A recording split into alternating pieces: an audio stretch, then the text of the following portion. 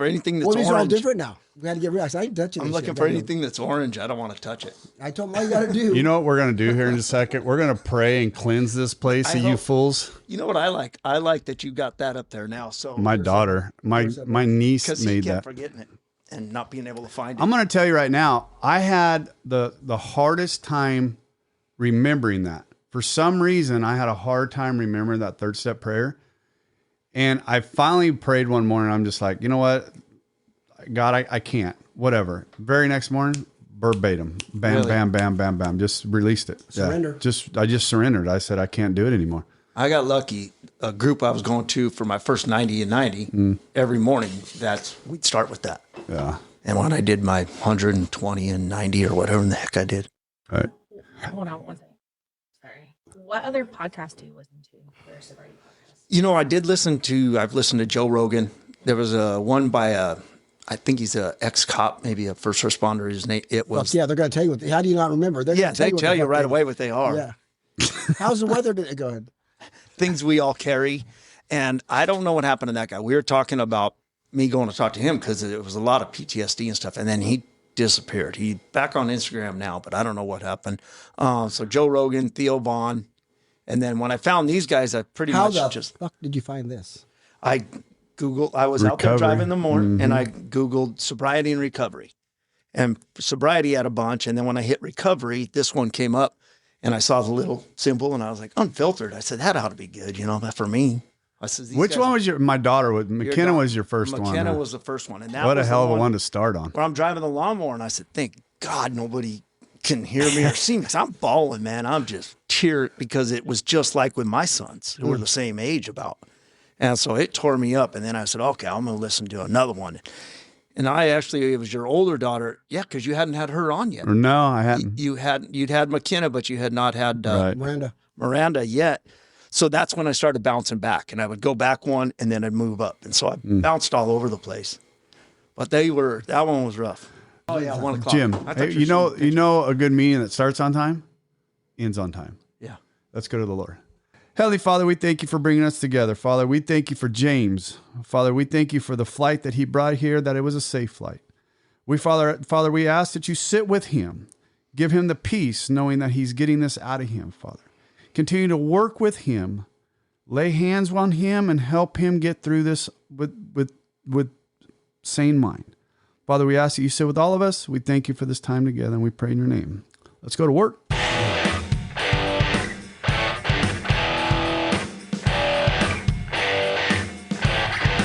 wonder why.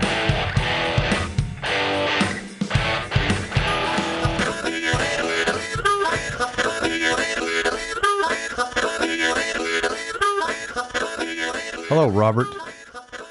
Whatever. I wonder why. Well, fuck. That's a hell of a way to start the show.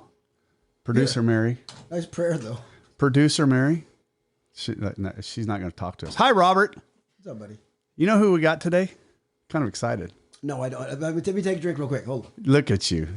So Jim, our boy from Denver, brought Rob and I a couple mugs, and I'm sure Mary will.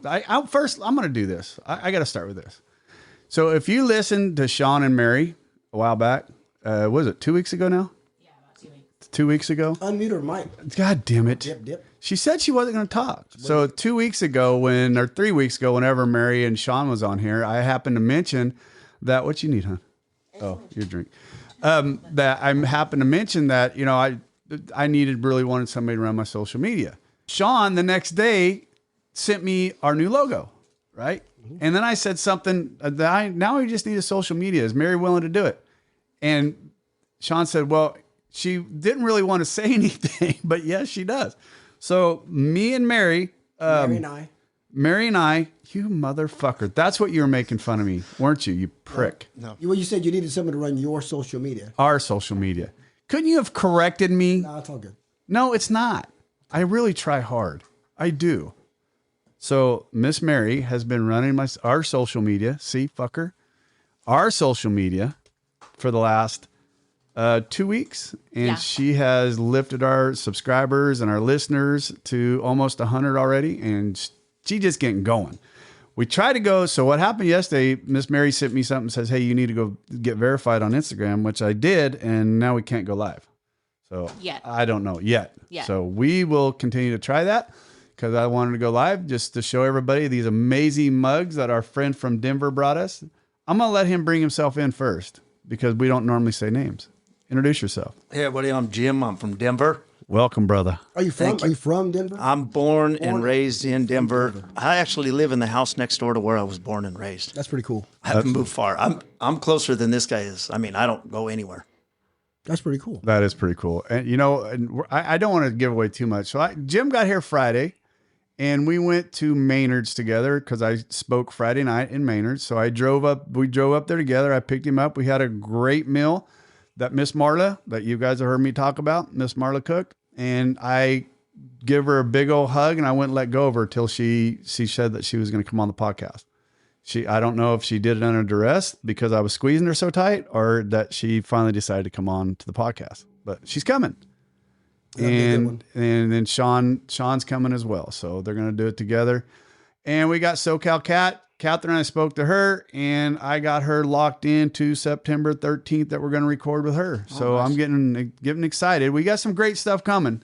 Good. I got some good stuff coming. But what we have today, boys, we have Big Jim. Well, I wouldn't say greatness. Boys and girls. Sorry. Let me go there. It's big. Oh, I like that. Big I've, you know what? I've gotten some glimpses. Miss Mary called and got your bio and, you know, talked to you a little bit, and she's given me a little bit of some stuff. And then you know, I've gotten to spend some time together. So I've gotten glimpses of it. So I'm excited. Well, good. So I'm going to turn you over and let you go. We'll see. Yeah. If you don't mind, before I say anything, I always like to say this, like when I speak at AA, because, you know, I bring up childhood, bring up family, bring up stuff on the job. I always like to throw the disclaimer out that wasn't my parents, wasn't my brothers and sisters, wasn't my friends growing up, wasn't the fire department, the PTSD. It wasn't all that made me an alcoholic. Okay. I made that decision. When I hit it, I said, I'm going to keep going. This is awesome. This is what I want. And I took myself there. It wasn't anybody else. And I just, you know, obviously I was affected by growing up and stuff, but I don't blame any of them for how far into your sobriety did you come to that conclusion though? Right away. It was right away?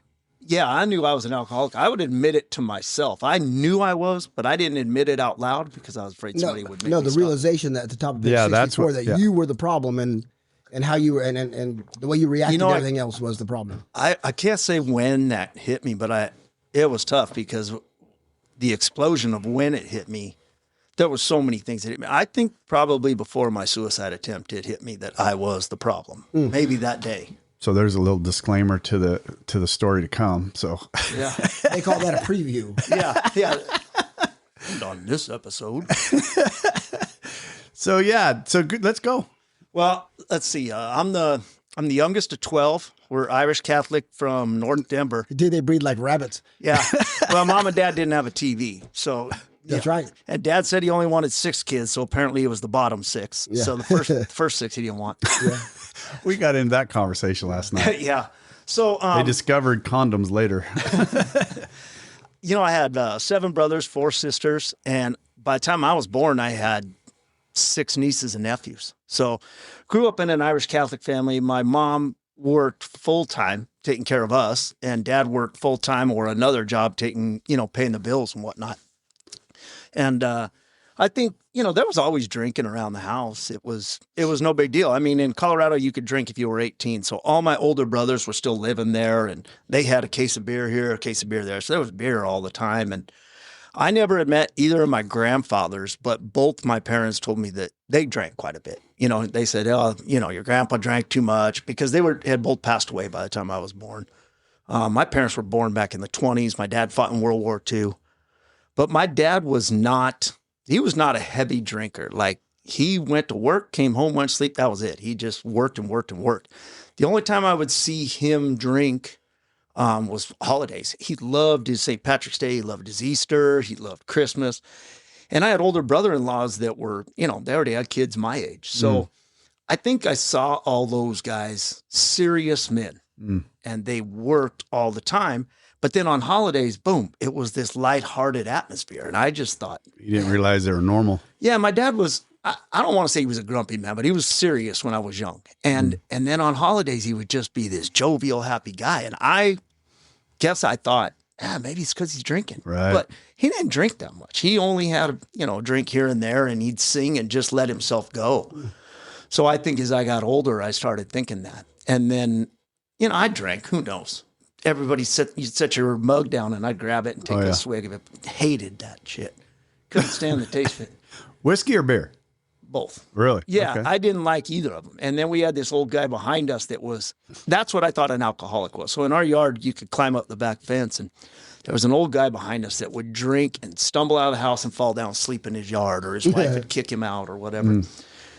And so I thought that was an alcoholic. To me, that was an alcoholic. The visualization. But But it's that visualization of the alcoholic, right? It's not that internal alcoholic. It's what you saw. That was what I saw. And then I had some uncles that were that way on my mom's side, and they didn't come around. I mean, we had big family parties, and they weren't there because mom didn't really get along with them because they were alcoholics of that type.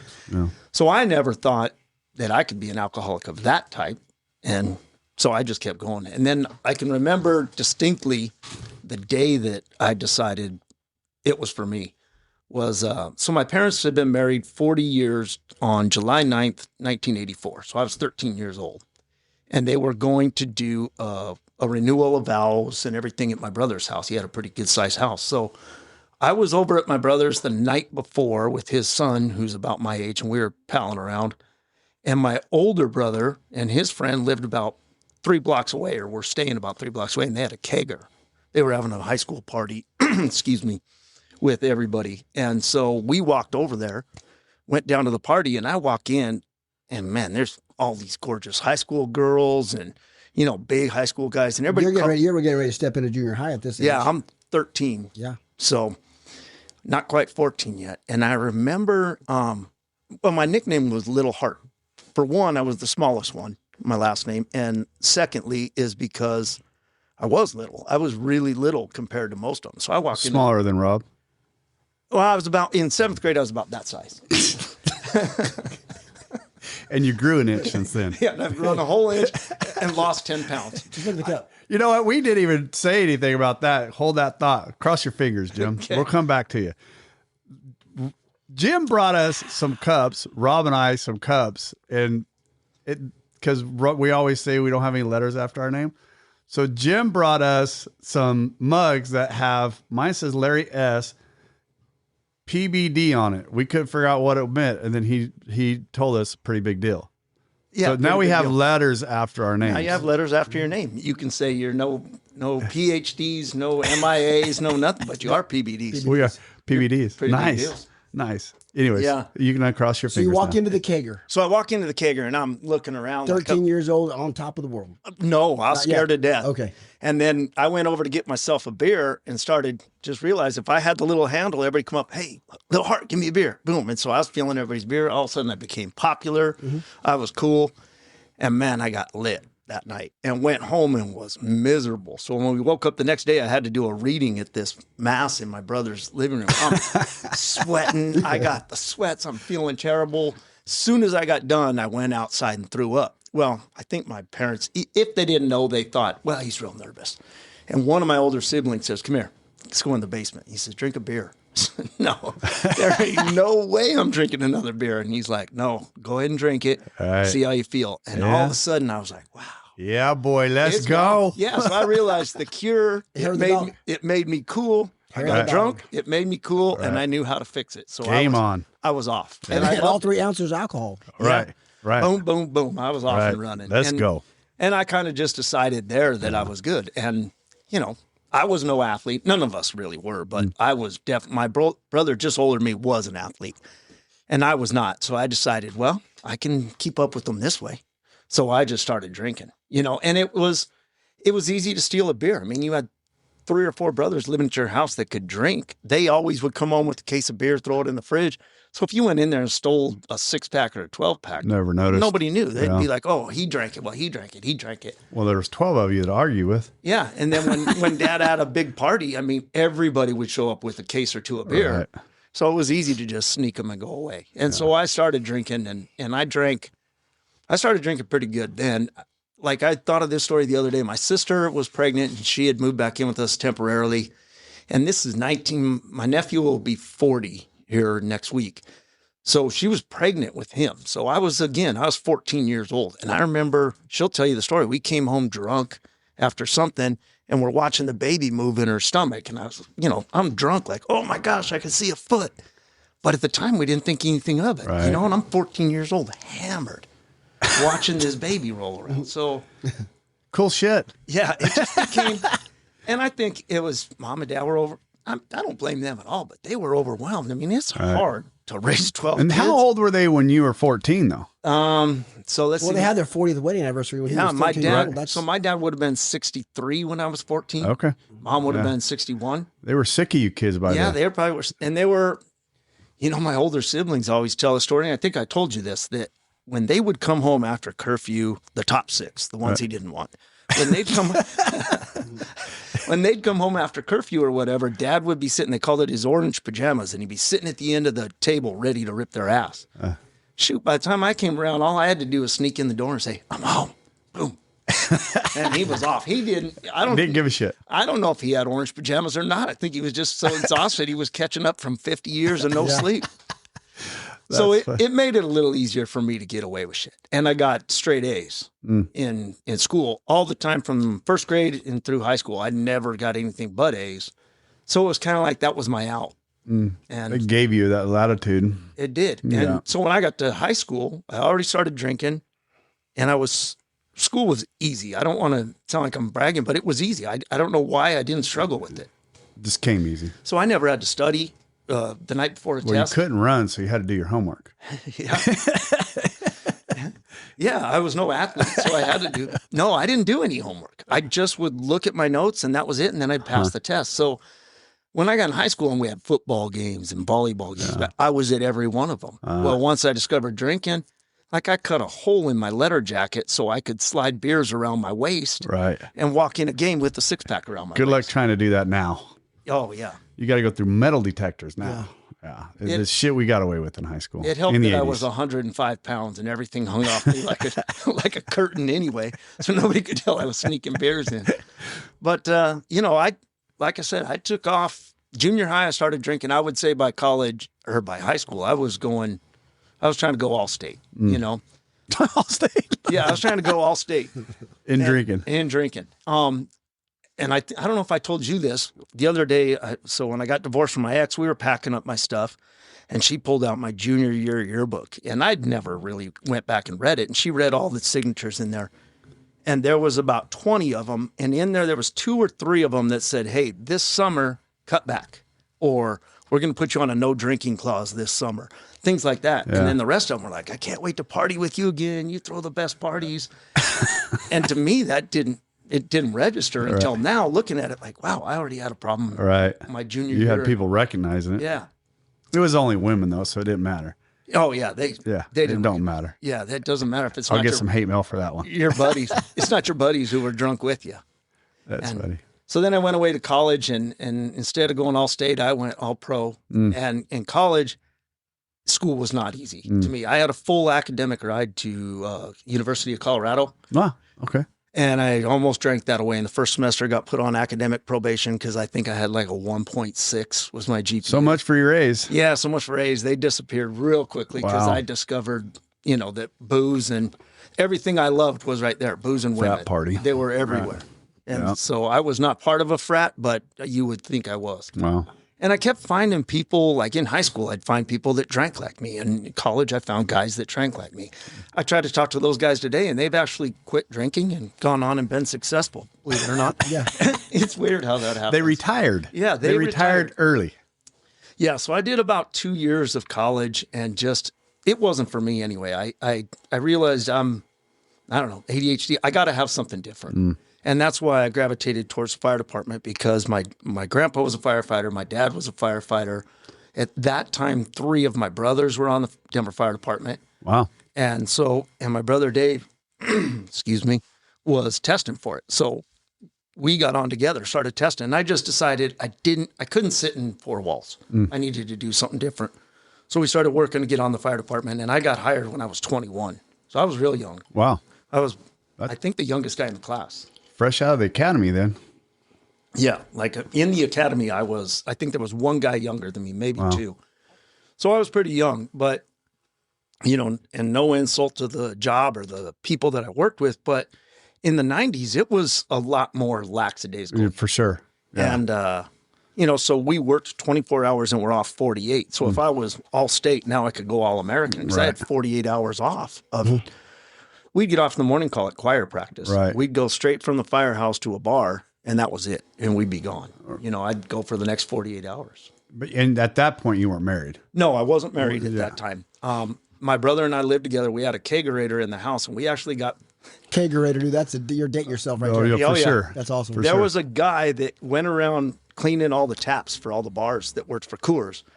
Somehow we befriended him, and he put us on his route because we had a kegerator. He'd come by every Friday, clean our pipes and whatnot, and then sit and have beers with us. So hold on. I'm going to interrupt you just for a minute. Cross your fingers for a minute. You weren't too far from the Coors.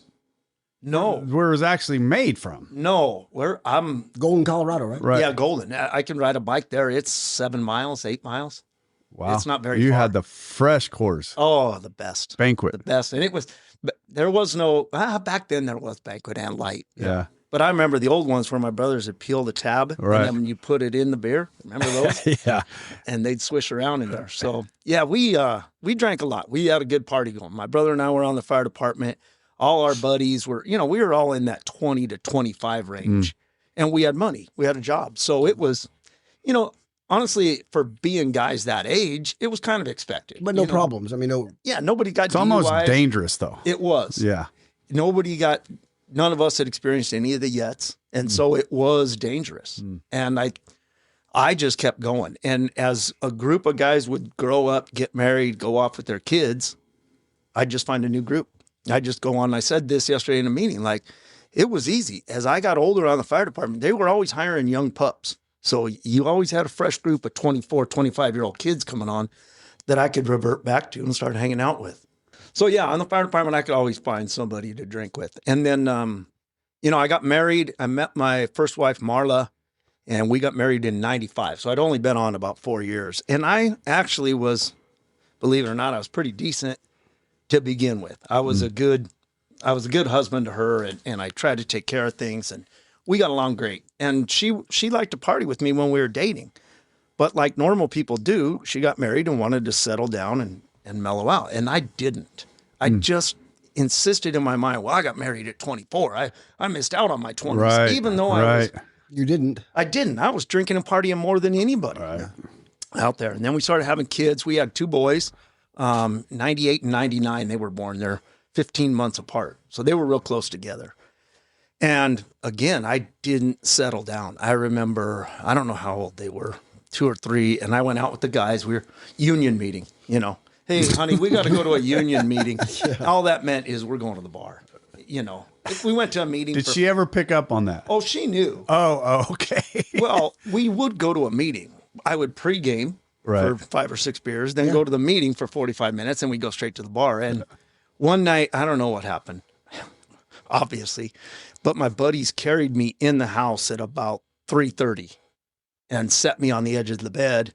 And she's like, "Oh, you son of a bitch," and they haul ass out of the house because they didn't want to get their ass ripped by her. She was a feisty little thing.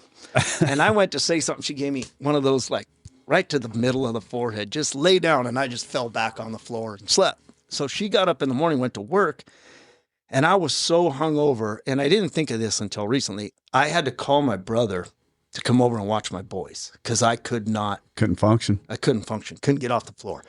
But I didn't see that as a problem. I just saw it as, I just drank too much last night, right. So I did all those dumb things. And we were married in 95, separated a couple times. When I'd go out partying, I was not good. I was not a good husband. I should not have been married to a great woman and cheated on her like I did. And she caught me a couple times. And, you know, we'd split and I'd decide to make a difference and change. And one time she caught me and I said, that's it. I'm giving up drinking. But it was kind of like, well, I'm giving it up till I study for this captain's exam, or I'm giving it up till this. It wasn't really that I wanted to quit. Right. I didn't want to. And so I had a sponsor. We went to a couple meetings and he went out. So as soon as he went out. Oh, hold on a second. So you did go into AA early on. This was 2005. Okay. So I went in, and this is as much as I went in. I got a sponsor. We went to 3 meetings or something like that. You know, smoke was hanging low. Everybody's cussing you out. I'm making coffee, and my sponsor went back out. So as soon as he went back out, I started telling my wife I'm going to a meeting, but there was a liquor store and a bar within a few 100 yards of that. So I would just, you know, I could drink for an hour and a half. She thought I was at a meeting, and I wouldn't come home too tuned up, but enough that, you know, it felt good to me, but she didn't really know it. And I tried my best to stay. I would make it 3 months, or I'd make it 2 months here and there. And then in 2008, I just gave up, said I'm going back to it, and I was off. And I just kept going. And then Marla and I got divorced in 2012. Okay. Is when we got divorced. And that was a bad year for me. In 2012, in May, my sister died of cancer. And then in January 2013, my mom died. Now, I was around my mom. Cancer too, or no? No, she was 89. She had Parkinson's and some other things. But I was around her. I wasn't around my sister. But I just, you know, I'm an alcoholic, so I was selfish. Well, hey, do you guys realize I'm going through a divorce? Oh, boy. What about me? Yeah, poor me. Why is nobody... Poor me. Pour me another drink. I understand my sister's sick and got cancer, but I'm going through a divorce. You know, where's the poor me? And I'm not getting it. So I just kept drinking. And then when I got divorced from her, I moved into an apartment, and I don't even know if you could call it all universe the way I was drinking. Like, it was out of control all day, every day. But you were making it to work. I was making it to work. And at that time, I wasn't assigned to a firehouse. I was assigned to the office. Okay. And so, you know, they were shorter days. So I was off by 3 o'clock in the afternoon. It was nothing for me to drink. 5 days a week for that. 4 days a week. Yeah. Okay. It was nothing for me to drink from 3 in the afternoon until midnight. Right. And then I was able to sleep for 7-8 hours or whatever. And go back to work. And then weekends, I got a 3-day weekend every weekend. So it was guaranteed 3 days. And then Perfect. That's good. That's good drinking schedule. I had a great drink. And even in the firehouse, you work 24, you're off 48. And then every 3 weeks you get 5 days. So boom, I'd start on that first day. So I was drunk for 5 days. I picked the wrong fucking profession. All of us did. Hey, I had a lot of buddies that were firefighters, and it sounds about the same. It was definitely a frat boys kind of attitude when I was real young. That's what you were saying the other day. They were coming in the front doors. They were going out the back door. There was only at the time there was 5 of us that were firefighters, and plus my brother-in-law was a firefighter. My dad and my grandpa had retired, and they were gone. My other brother, we always teased him because he was a cop because he just couldn't pass the fireman test, you know. He failed. But there you go. Yeah. Those 2 professions. Well, we're Irish. What else do we do? We had no idea what else you could do. We didn't know you could actually work for a living. Yeah. My dad did. He had like 3 or 4 jobs. What did he do as a second job? Just curious. Oh, for a while. Well, he delivered. I wasn't around for this, but he delivered for liquor stores. Okay. He delivered booze. He worked at a mortuary. Oh, wow. Okay. Delivering other stuff, I guess, delivering people. Him and my brother-in-law had a business where they sold rock and concrete and, you know, landscape stuff, and he worked for him. You're just a hustler then. Yeah, anything just he could do. Right. Yeah. Well, hell, he had to feed 12 of you. Yeah, I mean, he was a tough old bird, man. He'd been through... That's that age. World War II. I remember one time he backs out of the driveway and he's got his hand wrapped in this towel. So, hey, go play with the neighbors. I'll be back in an hour or so. I said, where are you going? I got to go to the hospital. Well, he cut his 3 fingers off with the hedge clipper. And so he just wraps them in a towel and drives himself to the hospital to sew his fingers back on. That's just that era, the greatest man. generation. Right. Yeah. It's insane, the shit. My grandpa down fishing down in the bottom of a big old canyon broke his wrist. And instead of going, he fell. He just popped it back into place and just kept fishing for the rest of the day till as long as he was alive, his whole wrist was just cocked sideways. Never went and got it settled. Crazy. Yeah, they didn't. No. And Mom didn't take us to the hospital for much. I mean, she'd be like, yeah, rub some dirt on it. You're They all right. couldn't afford to take you to a fucking hospital. Hell no. So, you know, it was a good time, and the fire department was good. But when Marla and I got divorced, I took it to another level and thought it was fine.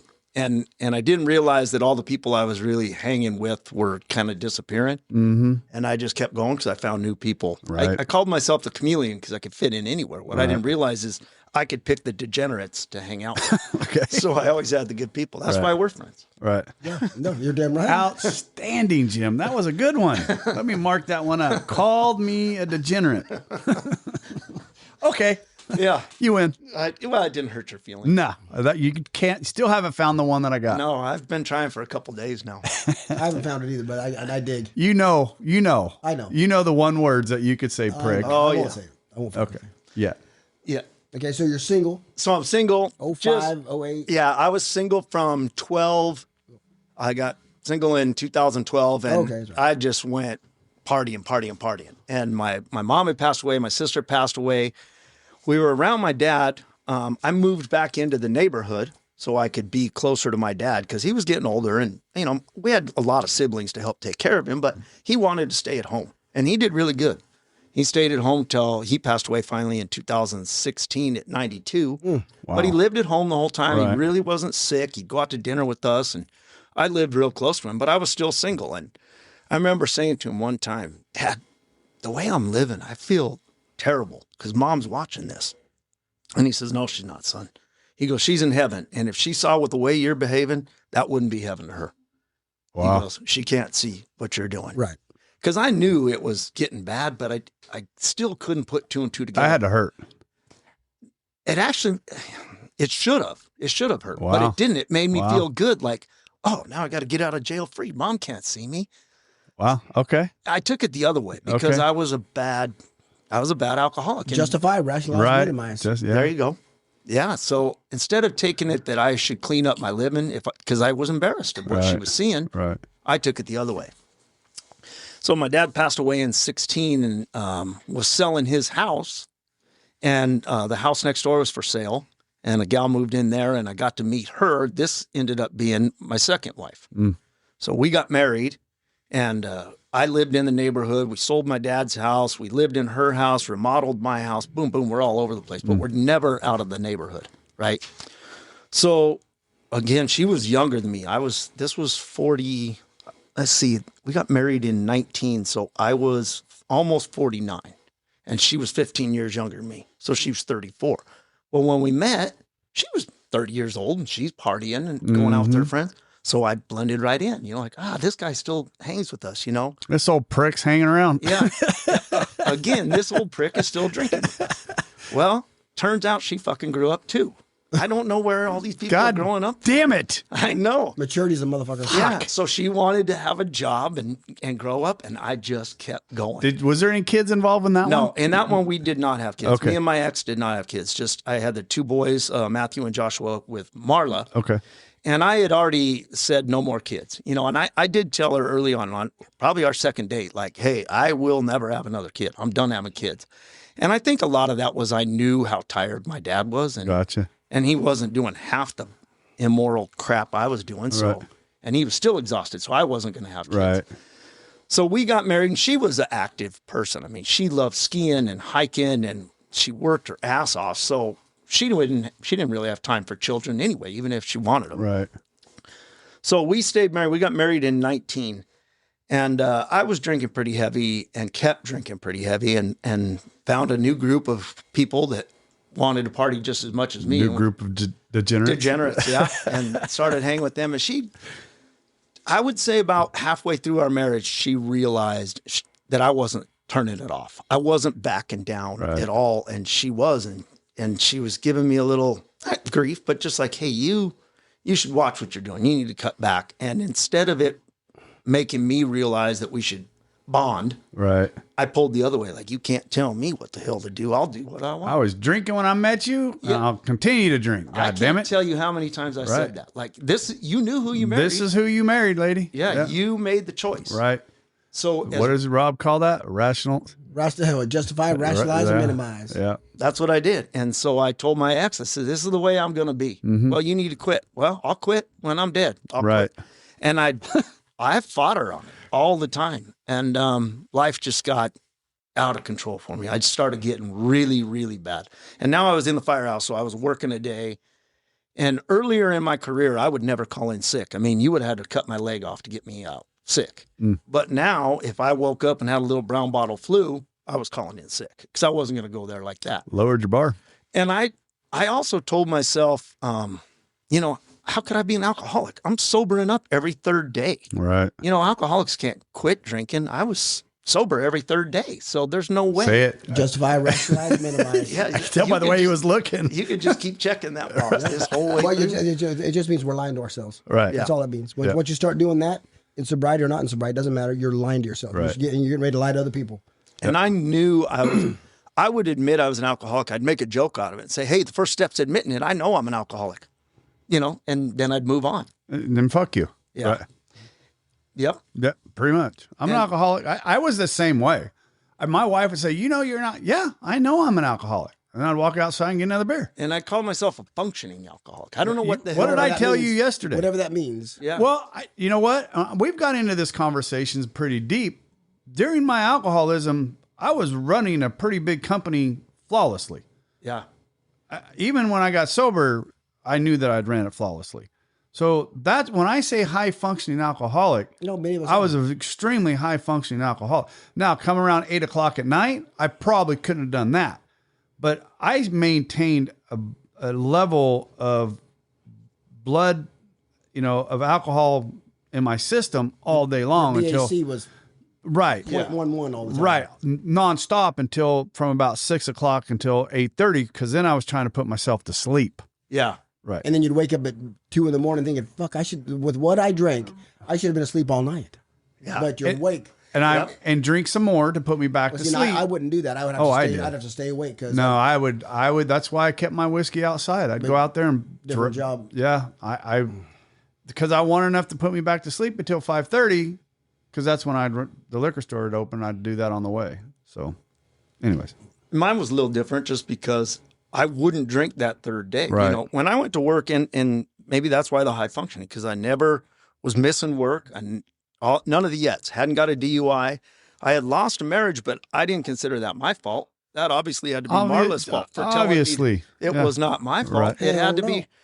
She was such a great woman, but I'm blaming everything on her. Well, she was mean. She wanted me to quit drinking. She wanted me to quit doing this. How I couldn't stay married to her. There's no way. I'm justified in doing all this shit. Yeah, because I'm keeping a job. And you're the crazy one. Yeah, and I was when my boys were little, I was good. I coached them. I was the athletic director at their school. I was involved. We'd have games every Saturday for basketball. I'd have a 6-pack of beer in the back of the car for when it was over, that I could celebrate the victory on the way home, or the loss, Yeah, drown it out, do whatever I did. But I was actually there are no triggers. No, it's an inside job. No, I didn't say it was a trigger. No, I know. Yeah, I just had reasons that I justified everything. Right, and we'd lose somebody in the family. I'd get hammered drunk. Somebody passed away. My nephew passed away of addiction. He passed away of heroin. And Jim would celebrate it with? Yeah, more alcohol. Yeah. He did. He passed away from a heroin addiction. And I kept thinking, what? He just got a bad load. He hadn't been doing it that long, but he did it. He got hooked on opioids. And when he passed away, I thought, gosh, he really had a problem. Instead of seeing that I had a problem, Right. It was terrible because it was, with 140 Irish Catholics, there's a lot of us do some drinking in there. Oh yeah, buddy. There's a lot. You could keep a liquor store in business. Yeah, we could have. And so I blamed everything else. That when I lost him, I blamed something else. And so how long did number 2 last? Your marriage to number 2? So number 2, we got married in 19. And then, like I said, I started pulling away and doing all the things. So this is when the downfall comes, is in October of 23. And the only reason I use this, I don't blame, my brother Mark passed away. And so I had fallen out of favor, I should say, with a lot of my siblings. And I think most of it was my behavior, the way I was behaving. But there also was some inner family conflict, which you always get with in-laws and whatnot. So I had fallen away with two of the guys, or a couple of the guys I was super close. You guys had a community of a family, though. Yeah. You're so big. We were so big, like people picked you out at a. That's what I'm saying. You walk in a grocery store and people are like, "Oh, you're a heart." Yeah. Yeah. I mean, it's not like it's like a small town. The people across town said something you didn't like, so you got pissed off at them. That was your family, right? Yeah. You had that many people in extended. Right. Extended. There's Yeah, so I many got you. people. Yeah. Yeah, like my wedding when I got married to number 2, we could only have. I mean, we only had room for 95 people. If I would have invited all my family just down to nieces and nephews, I was at 130. Yeah. So, you know, a lot of people got excluded and things got rubbed the wrong way. So we were already kind of on the outs, but I had lost favor with a couple brothers too. And that really hurt me emotionally. Brothers. Yeah. And then my brother, Mark, that I was still close with, died in 2013. I mean, 2023, October 23. And my sister-in-law called me. I was on vacation with my son, and I'll never forget that phone call. I saw the phone ring at like 10:30 at night, and I said, this is not going to be a good call. I don't know what this is, but I was already drinking. Of course, I'm on vacation. Right. Yeah. So I already got a whiskey in hand. And she said, he's gone. And I said, what do you mean he's gone? Where'd he go? And my sister-in-law was crying. She said, no, Jim, Mark's gone. Mm. How old was Mark at the time? He was 60. Okay. And he didn't know he had heart problems, and he just had a massive coronary. And I just fell. And it took me to the ground. Like he was, because I was still close to him. Mm-hmm. And it took me out. And I felt like I'd lost not only him, but I'd lost a lot of my siblings because I was so close to him and not the other ones. Mm. So like I said, I don't want to use that as an excuse, but man, I went batshit crazy. And I'll be honest with you, I don't remember October until March. Not much of it. Now I was going to work and I had 9 companies underneath me, 36 people under me every day. And on fire, I'd have 50 people I would be running. I had been promoted to assistant chief and I did a damn good job. I'm not bragging, but I was good. I was good at what I did. So I felt I was functioning, you know, that's where my rationalization came. Well, I go to work and, you know, I don't get people hurt. I protect people. I do these things. And I didn't realize how much the job was affecting me as well, how much all the crap I'd seen, which I'll get into. So in March, start of March, I went to a guy's retirement party and just got so drunk. It started, we were going to go have lunch. This is March of 24. This is March of 24. We're going to go have lunch. And lunch started at 9 a.m. And I don't remember much of the day. And when I came home at whatever time I came home, my ex knew I had stopped at a girl's house that I used to go to high school with. And she had sent me a text saying, hey, what are you doing at so-and-so's house? And I didn't even know it. You know, I didn't know she'd sent me that text. You never responded to it. I never responded, never anything. Then I came home and she called me out on it and she had my phone and I'm lying my way through it. I didn't want her to know where I was. You know, it wasn't an affair of sorts. You know, it was an affair of emotional and talking. Right. We didn't have anything physical going. But I always sought people that would give me Was she something. drinking with you? Oh yeah, she was drinking with there me. You go. And that was why, because I could go there and she'd drink as much as I drank. Right. And I wanted anybody, and I was not just talking to her. I was talking to a lot of women because I wanted to feel better about me. Like my ex didn't like the way I was behaving. So these other ones, they'd put up with my bullshit and I could tell them whatever lie about my ex. Like, hey, my ex said this. Oh, I'd never tell you that or whatever, you know, made me feel like I wasn't the problem. So she caught me there and we were talking about separating and I went to the firehouse that next day and I'm working and I'm driving to station 18 and I hear the officer. I'm about 2 blocks away. The officer comes over the radio and this guy never panics. And he's like, send me an ambulance, send me police. And they said, what's going on? And he said, meet me on channel 4. So as he clicked over, I had already turned the lights on. I was going hot. I knew something was going wrong. And he says, we just had a We just had a self-inflicted gunshot wound at the firehouse. Well, I'm thinking firefighter right away. And I get there. They were up in the training tower, and they had watched this guy pull up in front of the firehouse and shoot himself on the front apron. Oh, damn. So as I rolled up, they weren't even down the stairs yet. And here's this guy laying here dying, you know. And I can remember the look on his face. I can remember exactly what he looks like. But he's laying there, and he's an older guy. And I'm watching him. And just watching him die. There's nothing I could do. And we got the gun out of his hand, and I'm just staring at him. Well, as time goes on, we pulled a note from around his chest, and he had been sick. He was an older guy living in an apartment by himself. He didn't want to die in that apartment alone and have nobody find him. Wow. So that's why he went to the firehouse and did it. Understandably. But I remember looking at him thinking, that's going to be me. Because I just chased my next wife away.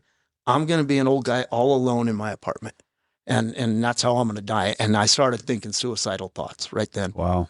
And I knew it was a struggle because I was crying for every day off. I was crying. I couldn't go back to that firehouse. I went back there twice. And as soon as I pulled in, I'd have to sit in my car because I was crying, picturing where that guy had died over there. So I called for help from our mental health counseling. We didn't get a lot of, I'll be honest, the city gave us no support. Yeah, you mentioned that yesterday. They didn't say, hey, let's put you guys out of service. Let's do this. I said, you guys are out of service. We're getting some counselors in here. And I brought them in, but I didn't feel our department did anything. And so we're in this meeting and we're doing a debriefing, and the guys are talking. We got this therapist there, and the guys are breaking down, because we've all seen 100 suicides, but they don't come to our house. Hold on a second. And I'm sorry. You've seen that many suicides? Like literally watched them? No. I mean, these guys actually watched it. They actually watched it. They watched it. But we've all been on, I should say. Correct. You've been on the calls. 100 suicides. Right. But this one came to our house. Right. This was different, right? And so all the guys are talking and they're breaking down. And he was just lonely. He just was sick sad. And lonely. God, sick, that just breaks my freaking heart. Yeah. God. Damn it. And the guys are all talking to this therapist and they're crying, and I wanted to so bad. I hurt so bad, but I was like, I'm the chief. If I break down, this guy's got 2 years on the job. What's he going to think? Right. I got to stay strong. Right. And I tried and tried, but I reached out to the counselor afterwards. I says, I got to come talk to you. I got to come. And in the meantime, I'd gone to lunch with my kid one day and thought about ramming into a center post of a bridge. I wanted to die. Me. Yeah, I knew that if I was driving and I just took my seatbelt off and center punched a bridge at 90, I'd be dead. And I could have beer in the car and people would be like, oh, he was just drinking and driving. We understand that. Right. Because I didn't want anybody to know I was thinking of suicide. Right. So fast forward about 3 weeks. Yeah. Oh, yeah. You'll get to that episode. It's been in a couple. Jim has listened to all 58 episodes. I've listened to all 58. Okay. It's hard to remember everything. But yeah, we've talked about a lot of this past few days. So about 3 weeks later, I go to the firehouse. And I had just been to see the counselor the day before, and I fell apart. I mean, it felt like I threw up, but I threw up all over myself. Everything I told her was all over me. I just felt sick. And so I go to work, and in the morning, I don't know why, but it runs through my head, and I send an inappropriate text to some gal I was talking to. And I didn't know that the night I had passed out drunk, my wife had taken my phone and linked it to her computer so she could see everything I was texting and saying. And it was just, damn it. Well, it's on me. Stupid phones. Well, it's on me. If I wasn't a stupid ass, it never would have happened. Good. So she calls me and she's distraught and I can hear it in her voice and I know something's going on. So I go home and I see her and she's as white as those blinds and her face is just crushed. And I never thought I didn't think it would break her. I thought she was too tough, and it broke her. And so I went back to the firehouse, and I called out sick, and I was getting ready to leave, and one of the guys followed me out, and he's like, what's wrong? And I said, it's bad. And he said, man, don't go. You're going to do something. I says, I'm going to. I got to end this. I can't be like this. Well, it dawned on me that I always carried a gun in my truck around the city of Denver at the time. We weren't allowed to take it on city property, so I'd put it in a safe when I went to work or whatever, but I knew I had it. And I said, hey, take this gun out of my back seat because I was going to kill myself. I knew it, and I thought about doing it right there before he came out. And then I thought, well, if I give him the gun, I'll be okay, right? So by the time I got home now for the shift, she's packing her bags and she's just crying, just broken. Mm. And I said, I'm out. And I went outside and all my handguns were gone out of the house. I noticed every drawer where I had a handgun was missing. But as I walked in the garage, my AR-15 was sitting there in a case. So I threw it in my truck and closed the garage door. And as I started backing away, my brother, somebody from the firehouse had called my brother, my older brother, and said, hey, Jim's not doing good. Something's bad. This is bad. And my brother pulled up and tried to block me in the driveway, and I just kind of did that. Austin Powers, and went around him and drove over my rock and took off. And by the time he got back in his car to find me, I was gone. You know, I'd hit a couple stop signs and got through. And he called me. He says, pull that fucking truck over now. I said, no, it's over, man. This is it. I can't live like this anymore. And hung up, and I just took off. And all I could picture, it was the weirdest thing, like tunnel vision the size of this microphone. It's all I could see is a drinker, a womanizer, a user, a liar, you know, alcoholic. No matter what it was, that's all I could see. You know, it dawned on me then that I lost the first marriage because I lived this way. And I swear I'd never do it again. Now I'm losing marriage number 2 because of this is the guy I am. I can't stop drinking. I can't stop any of this shit. They're going to be better off without me. And people were calling me saying, picture your kids. And I couldn't. In that moment, you can't picture I couldn't anything. picture You can't see anything. past the pain. You just can't. Wow. All I could see was my ex's face. That look on her face was all I could see. And I told them, find my friends off on my phone. And I said, when it comes back on, I'll be dead. That's when you'll find me. And I drove to this park and this park trying to find, and I went in one park, I jump out of the truck and I reach in the back seat to load my gun. And I look around and there's families. And I thought, I'm not doing to them what happened to me. So I just loaded everything back up and I went up in the mountains and I found this randomly I picked Golden Gate Canyon. And you know, Colorado, there's canyons everywhere. So I picked this random canyon. I go up there. I had a bottle of whiskey in the truck, and that was a coincidence because it was left over from St. Patrick's Day. So of course I'm going to drink it, right? But that did nothing. I mean, I didn't even have time to get drunk to do anything. So I drive up, finally I get secluded. My cell goes out. I have no cell service, and it was quiet. I was following this propane truck that was filling houses up the hill, and I couldn't hear a thing. I had the windows open. I couldn't hear anything. It was just dark. And so I pull off the side of the road, and I'm up against this hillside, and I just reached over, grabbed the gun, and thought, I got to do it quick. And I put it under my chin, and I pulled the trigger. And I heard a click. The gun clicked. And I thought, I shouldn't hear, what the fuck? I shouldn't be hearing anything. And so I thought, well, I must have screwed something up. So I look at the gun, and it's on fire. It's not on safety. So I pull the slide and eject that round out of my AR into my truck. And I step out and fire a round into the hillside. So I had it working for something, that one didn't go. So I got back in the truck, and I'm going to do it. And I'm going to find my friends on. And because the first time was just impulse, you know. And this one I look at it, and it says SOS. So I said, well, I'm not doing it here because there's snow still around. They're not going to find me. You know, I kind of went into the same mode that poor guy at the firehouse was in. I don't want to lay here and be dead for a week. So I start driving down this random canyon, and I see this white car up ahead. And as I drive by, it's my brother. Oh. He's still looking for me. You know, it's been like 2.5 hours. He's looking for me. And he's crying. I got my ex's face in my head, and then now his. And he's the same look.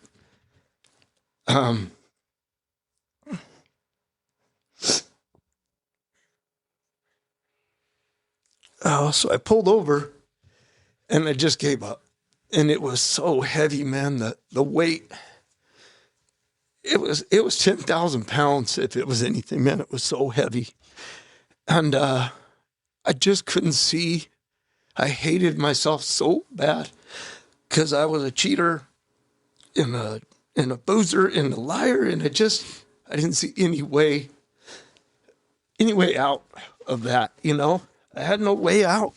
I didn't think. I was without hope. Right. And so I laid there, And the guns, my brother luckily had said a smart thing to the cop. They said, is he getting to suicide by cop? And my brother said, I don't know. I've never seen him like this. Maybe. I mean, he's an angry man, so he could. So they were ready. They came up and they had guns drawn. And 2 Denver SWAT officers, this is up in Golden now, they drove around the other cops, and they said, we got him, because they knew me, because we'd worked together. And they put the cuffs on me, and they picked me up, and one of them just hugged me. He says, man, let's get you some help. And I couldn't say anything. I sat in their car. I don't remember what I told them, but they took me to Denver General, and they put me on a mental health hold, which was supposed to be 72 hours. And I was just in this. I remember waking up at some point and thinking, man, what have I done? I went from being a guy in charge of 36 firefighters, millions of dollars of equipment, people's lives, just sleeping in this bed in a mental health ward. How far have I fallen in my life? You know, I didn't get a DUI, didn't lose my job, didn't lose my house, but I had lost my mind. And I was okay with losing my mind. I was not okay with admitting why. Because I thought, so that's when I kind of admitted I was drinking too much. But that wasn't the reason. And that's what really got me, is it wasn't the booze. I didn't go out and try to kill myself that day because I was drunk. I did it because of me, who I was. So they put me in a mental health hold for 72 hours. And the doctor came to me. Now, it was over Easter. So it was good. It was Holy Thursday that I went in there, and Good Friday, Saturday. And on Easter Sunday, my son and his wife came to see me. And nobody, I mean, you're talking the mental health hold at Denver Health. Nobody's coming to see people. You know, they're just there. And I got a visitor. And my son and his wife came in, and she was pregnant. And I remember thinking what I'd done to them. Not only the way I've been living, but my grandbaby was there with her mom, and I tried to take myself out. You know, it just felt so unfair, but I couldn't see anything good out of it. So they kept me in there, and they said, you can get out on Tuesday. And I told the doctor, I said, no, you said 72 hours. He said, well, you can sign this paper right here and appeal to the judge. I said, give me that fucking paper. And he says, okay. Well, you signed it. He says, well, the judge will be back in Tuesday because tomorrow's Easter Monday, or I can let you go Tuesday. And my ex and one of my best friends had arranged a place for me to go while I was in there. The only way I could get out is if I was willing to go to this place called Shatterproof for rehab, which was down in Florida. And it's a rehab for first responders and military vets, mostly only, you know. There's another part of it that's for civilian, but this aspect of Shatterproof was just for us. And so they flew me. So I got out Tuesday. My buddy picked me up. He wouldn't let me out of they were waiting for me as I walked out the door because he was afraid I'd go right to a liquor store. What'd you have? Maybe if he wasn't there. Yeah, I think I would have done it. Right. I think now, because now I had a good feeling that, I mean, I knew the wife, my life exploded. She had my access to my phone, everything. I guess I kind of feel everything you ever lied about. Like you take a circular bomb and you throw your lie in there, and you throw your PTSD in there, and you throw your cheating in there, and your infidelity and your bad person. You throw everything in that bomb. When I got caught that day, it was like that fuse lit. And I knew it was blowing up. I just was hoping it was taking me with it so I didn't have to live through the damage, you know. But I did. I lived through it. And so they sent me to Shatterproof. My buddy took me from there. We stopped and talked to my ex in a parking lot so she could give me clothes and kick me on my way. And how did that go? Man, it was emotional. I mean, obviously. Was she emotional? Or was she done? No, she wasn't done. She was a cross between done and heartbroken. I mean, angry and heartbroken. She was so broken of what I'd done to her. And now it was just piling on all this stuff. So I went away to Shatterproof. And my buddy, here's a good guy for you. He got on the plane with me. He was not letting me get on the plane because he knew I'd drink in the airport, knew I'd drink on the plane. And he flew down there with me. And we landed at like 10 o'clock at night. They put me in the rehab and I was bawling. And he just hugged me goodbye. And he said it was like dropping a puppy off at the pound. He said it was sad, man. He said, you had them little welled up puppy dog eyes and we dropped you off. And he says, and I had to go away, and it broke him. He was really sad. I bet. But I went into Shatterproof and I was, like I said, I was willing to admit I was crazy. I did not want to admit I was an alcoholic because, you know. When did you finally come to that? I think part of the way through there, I knew. I mean, we had a lot of AA when we were in there, and they did a lot of things. They did brain mapping, we did PTSD testing, and I tried blaming it on that. But all of it circled around. I was covering everything I was struggling with. Like, I won't deny my PTSD score. They tell you anything from a 1 to a 38 on this test is considered mild or moderate. Above a 38 is considered severe. So I like to win. So I scored a 58 to make sure I scored way above that 38. Can you describe that a little bit? Some of our first responders may understand that, but I had developed it over the years, and I don't know. You know, you should deal with it. You should talk to people. And now that's kind of my thing. I talk to, like, I got a young kid that I talk to all the time that's on a fire department. I tell him, talk about it. Because when I come on in the 90s, we did not talk about it. One call I had that really jacked me up was right after my son was born in 98. There was a guy that died in a rollover and decapitated himself, and I spent 8 hours with him. We couldn't get him out from under this thing. And I got to know personally his wife showed up. He had a son the same age as my son, and we were celebrating our first Christmas. It was about to be Christmas, and it broke me that day. I started my wife. So you just stuff that shit and drink all that shit. I'd say, I'll drink over it. And, you know, everybody would ask, what's the worst thing you ever saw? Well, I don't like that question anyway, because why do you want to know? But right. I would say, Rob, I'm too tough. You don't need to know. This is for me to deal with, not you. And I wouldn't tell anybody. And so for that one, I started crawling around on the floor. I started like having nightmares. My wife would wake up and I threw her off the bed one time because I was imagining she was trying to stop me from saving my son. Just the craziest things going on. And I drank it away. I spent 6 months. No, you didn't. You drank at it, but it didn't go away. Yeah, right. That's a good point, Rob. Yeah, eventually it'll learn to swim. It did. Yeah. And so I did that with all the calls. You know, I had one a couple of years before. There was one I put in my bio to him that we talked about was I had 3 SIDS deaths. Now, this was when I was really young. I didn't even know I had a problem with this one. It came up later in counseling. But we had 3 SIDS deaths in one day. Like we went from one dead baby in a crib to one dead baby in a crib to one dead baby in a crib. That would cause me to run the other direction. We were out of oxygen by the 3rd one. So I had to give the baby mouth to mouth, you know, and you know, with SIDS, you're not really going to bring them back, but you can't let the parents, you can't just stand there. You know, you have to do something. So we were trying, but it was, you know, you just know. What year was that? That was probably 95, 94. It was before my kids were born. My wife, Katie, lost a very, very close friend of hers to SIDS about the same around there. SIDS is not something we hear of anymore. Sudden infant death syndrome? No, not much. They've done a lot with the way babies are positioned in cribs and blankets. They change that every few years because when we had our first child, there's only just over 2 years difference. The way you're supposed to position the baby in the crib is one way. Then when my son was born, 2 years and 2.5 years later, no, on their back, not on their side. You know, it's always changing to try to. Mary? They don't really know what causes SIDS either. So it's a lot of assumptions and a lot of, sleeping positions. But now we have a lot of co-sleeping and a lot of things like that are hit or miss on how you look at the crunchy mom era. That's okay. it. I wanted to get her thought on it, and all because she's got one that's just 2 and just came through that. So when you told me that, it brought, because I know that hit Katie extremely hard, and it was just her friend, right? That it did happen to. I still have that baby's picture on my mirror in my bathroom because it just destroyed me. I couldn't even imagine going on to 3 of those in one day. Like I said, when you told me that, I was like, I told Katie about it, and we both just. It was. I mean, you just learned to deal with the death. You thought. Right. And I mean, I hate to say this, but every day I'd go to work and I think I've seen everything. And then I'd see something more severe.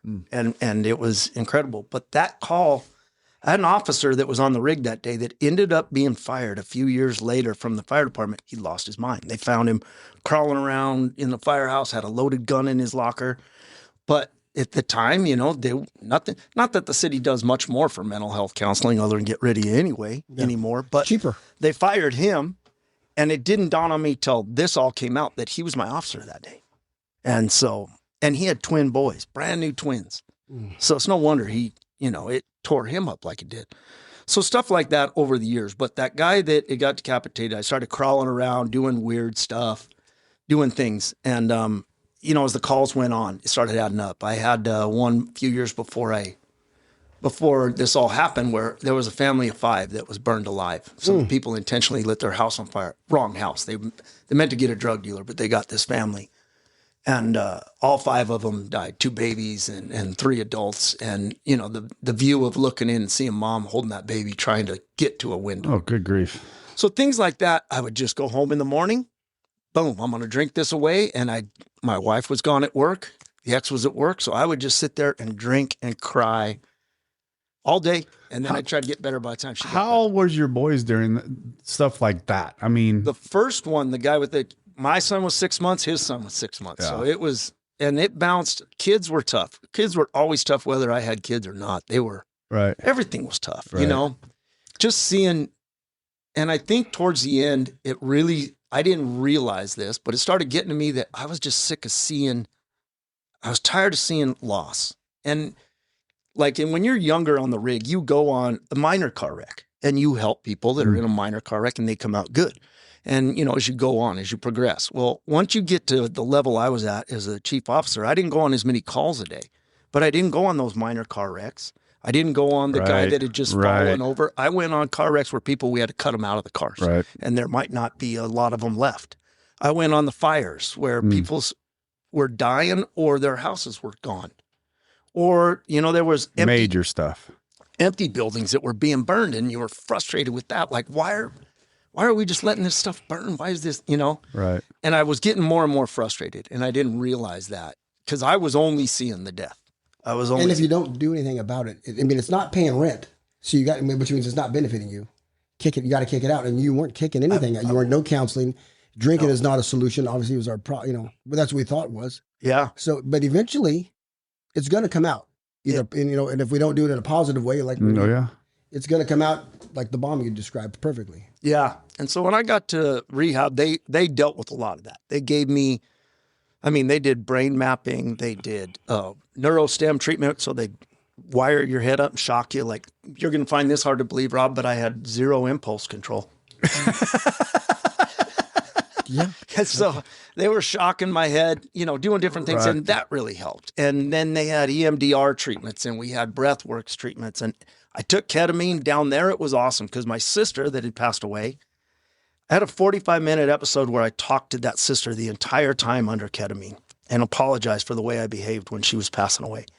And it was like me and you talking right now. Therapeutic. And my brother, Mark, that had passed away, I kept seeing him in all these dreams, these ketamine treatments, but I didn't talk to him because I don't think I had anything to settle with him because him and I were good, but her was rough. And there was 4 buddies I saw in there that since then have all washed their hands and walked away because they were just sick of the way I was living. Right. They were done putting up with that guy. Real quick. The PTSD test that you took, what kind of test is that? To be honest with you, I can't remember. Okay. We did so much writing. And in the first couple of days, you're just filling stuff out. I can find out later on, not right now. I'm just curious on that, how that is. The soldiers that I sponsor. Okay. And there was a lot of guys, a lot of vets in there that had, there was a good buddy of mine that had been injured severely, been in a car with an IED blown up, IED, and, But a good friend of mine's back when he went back to rehab again. The young man that was supposed to come to our meeting came once, the death dinner. Right. Went back out. Well, but he came in, we did this. And then life got good. And then he got away from this. And then he went nuts again. But on his 4-step, and I can say this, the one major thing on his 4-step, he didn't want to take another life. That was the biggest fear. I don't want to have to ever kill anybody again, Rob. Wow. Yeah. So we've talked about, it's, yeah. But we don't, by no means am I discounting first responders in this, but we as people, I still think I struggle from a lot of PTSD on the major accidents that I was in. Oh, I still see it going through my sure you brain do. sometimes. And you've probably been through more because you've had those accidents. They say the average person will experience 3 to 4 traumatic events in their life. And they say the average first responder will witness 200 in a 20-year career. Yeah. And I did a 33-year career. So, Wow, that's incredible. you know, and there's a lot of things with first responders that people don't look at. Like firefighters were 18% more likely to get cancer because of all the carcinogens and everything burning. Then they're done that.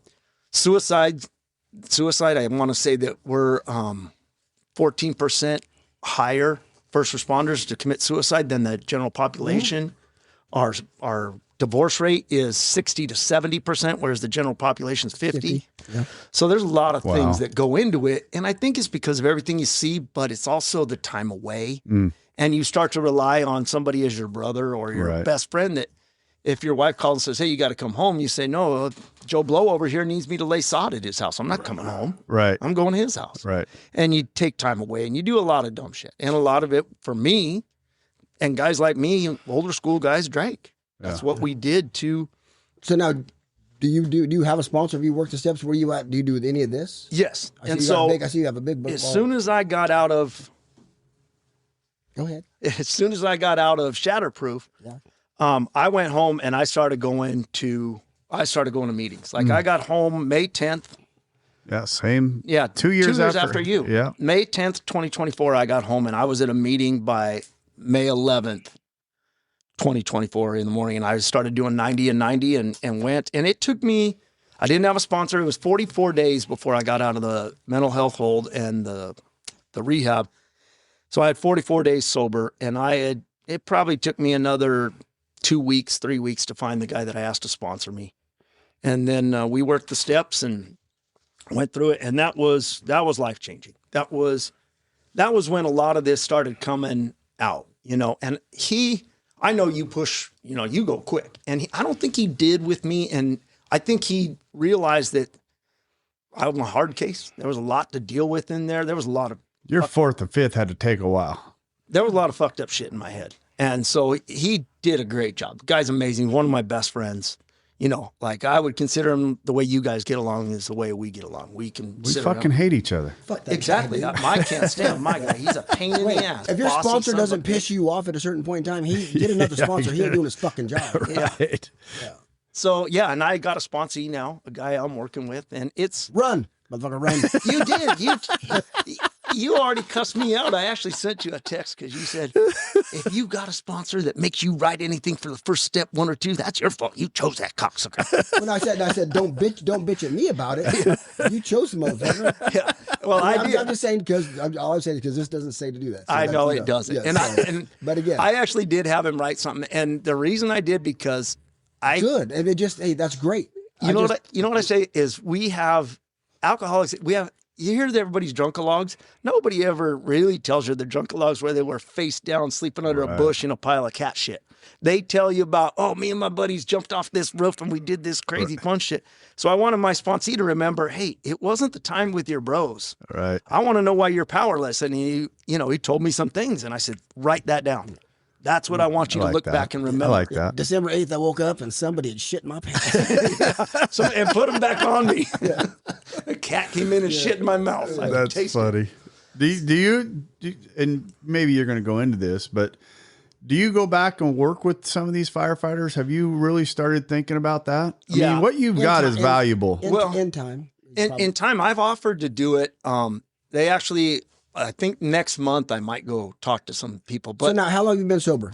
I've been sober since March 29th, 2024. So almost 17 months. Almost 17 months. God bless you. So I want to go back and do some things. Now, the reason I haven't is when I got home from rehab, like I had a job when I came home. My wife was working on stuff. She was amazing. She was willing to try. After all the cheating she'd found out and all the everything, she was willing to try. And I had a job. I had, living back at home and everything was good. We actually went to Europe together. When you told me that yesterday, September. I'm like, My ex and I went to Europe together in September, and it was kind of a make or break deal. We wanted to see if we could make it. And we were the best of friends on that trip. We had so much fun. Didn't fight, didn't argue. Didn't drink. But I think she realized it was over. She had a hard time getting feelings back for me because of all the damage I'd done. And God bless her, she put up with a lot. And so we tried, but I had a job. I got fired. The Denver Fire Department fired me for conduct, basically for conduct unbecoming the day that I tried to commit suicide. Saying, well, you had a gun in a park, or you were drinking and driving. And my theory, without going too much into it, is that's like a bank robber pulling up saying, I'm going to rob this bank. But son of a bitch, all there is handicap spots. I don't want to take a handicap spot, so I'm going to go home. That was that Right. day. I couldn't think of the handicap spot. I didn't think of getting in trouble on the fire department because I was going to be dead. Right. So I ended up getting fired in my first year. We got divorced. In your first full year. My first full year of sobriety, I got divorced, lost the job, moved out of the house, and applied for unemployment. And the city denied me unemployment even after I got fired. So I had no money. And I couldn't get my pension yet because I had filed an appeal to try to get back on. So I had to wait till that appeal was over, which they drug out for 6 months. So by the time that 6 months was over, I was out of money, out of everything. And that's when God showed up. And my buddy got me a job working at that golf course, and I started working. And then the appeal lost, and I got pension and started, rebuilding life and living life. That's pretty. You went through a ringer your first 6 months. I would think Rob asked me earlier, when did I start blaming myself and knowing that it was because of me? That's when, because I hadn't got a DUI. I hadn't done all these things, but I look back. But through the step work, you'd taken real inventory. Right. I had Did you do your steps in that first 6 months? Yes. Did you really? Okay. Yeah, good. That's quicker than most people do. So don't Right. say, don't say I don't want to say the first 6 months, but probably in the first 8 months home. So already it almost took me a year to get all the way through them all before I was willing to sponsor somebody. Good. Whatever. But so during that 6 months though, so when you got home until till divorce was final, or divorce, lost job, all that bad shit before the good shit started to happen, what kind of time frame was in there? I will say, and this I got from a buddy, we'd go golfing even when I first got home, and he'd say, how you doing? I said, great, man, I feel great. And then the next time he'd be like, how you doing? I said, better than I was last time. And he says, you tell me that every time. And I said, that's because it's getting better. Because the sobriety. Sobriety's progressive, just like alcoholism is. It started making me feel so much better. And that obsession to drink was gone. And I think when that went away, I started feeling better. I have a couple questions. Yeah. Sorry. Yeah. No, good. Come on in. Stop me. I talk too much. Almost like Larry. Damn it. You said that your wife took out the guns out of your house. Were you threatening suicide, or was she just like, hey, this might be coming down the pipeline? No, that's a good point. So the buddy that ran into me in the parking lot, I had him take that gun because originally I was going to shoot myself right there. And then I said, no, I'm not doing it here at the firehouse. And then I had him take it. So I kind of felt safe. And he goes, don't go home. Just stay here. Just stay here. And I said, no, I'm going home. He picked up the phone and called my wife and said, get the guns out of the house and get out of the house. Because he didn't know if I was homicidal or suicidal or what. But he said, get the guns. And she got them all. Because I had a bunch of handguns, I had a hunting shotgun and stuff. But the AR-15, I think, was just out of sight, out of mind for her. And it was for me until I saw the case sitting there. And then I was like, all right. And when I walked in, she was packing and all the guns were gone. So I thought, man, not only is she leaving me and her heart's broken, but she's actually taking guns because she thinks I might hurt her. So I am the biggest piece of shit. I just added to it. Did you contemplate hurting her? No. I had already, I might as well have put her down and stomped her. I'd done so much to her. So no, I never thought about hurting her. You said that you were the chief, right? Yeah, I was an assistant chief, yeah. How did you guys debrief? I come from a little bit of background in his law enforcement and stuff, so we deal with things parallel, but still batshit crazy. Great question. How do you handle like the SIDS case? You had 3 in a day. Like, and I know you weren't probably the assistant chief back then, but when you're coming back, what does that look like for the guys that were on the call? Is it call? Well, yeah. And back then, like when I had the SIDS, we didn't do anything. We did nothing. We went in, the guy that really got me the decapitated was about the same time frame as the SIDS. The captain comes down in the morning. He goes, hey, that was a rough call. Is everybody good? Anybody need anything? Well, you know, I'm sitting next to some guy that's been on for 30 years. He's smoking his cigarette, drinking his coffee. He says, I'm good. Well, what am I going to say? It's just a Tuesday. Yeah, I'm good. Just a Tuesday. I'm good. So we didn't do a lot back then. Now, when the guy shot himself in front of the fire, I thought it was making the papers. So I kind of took the reins and I immediately called all my stations and said, everybody call your spouses right now and let them know that you're okay. Because what I was afraid was going to hit the media was suicide at a firehouse. Right. And then every spouse out there was going to panic because it was in that area. So I made everybody call their spouse to do that. I put the rig out of service so the guys could they didn't have to worry about going on another call. And then we called in the peer support team. I called the peer support team. They came over and a couple of guys talked. Then the next day called dispatch and I said, send me as a chief on every call with 18s. Any call they get that isn't, you know, it isn't a fall or isn't an alarm system. If it sounds like it's traumatic, send me with them. And so we went on a stabbing that night. And actually my officer got bit by a dog while we were there. He was trying to get to the lady and the dog bit him. And again, I took him to the hospital and he was getting the wound stitched up. We heard nothing from the administration, nothing. But I was trying to be there. And then I called our peer support, brought in the counselor.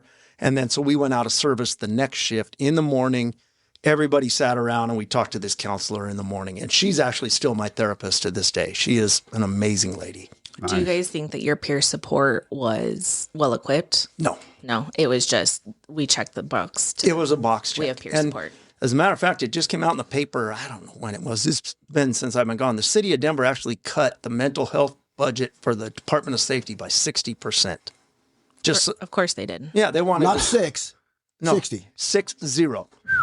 And the state of Colorado cut it even more because they, you know, Tell them why. well, we got to pay for the homeless. We got to pay for the mayor of Denver. I mean, not to get into I don't want to. Yeah, that's Never probably going down a different road. Yeah, that's a rabbit hole. I I have an don't obscure question too. jump in. Here's my obscure question. Okay.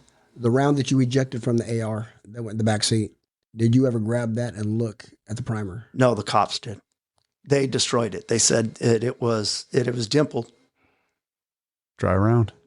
Or, Dry round. or was it? Was this like self-loaded ammo or was this something you purchased? No, it was purchased. Do you see God's hand in that at all? Oh yeah. You know, You'd be stupid not to. Well, hey, I gotta ask. I know. you want to hear God's hand.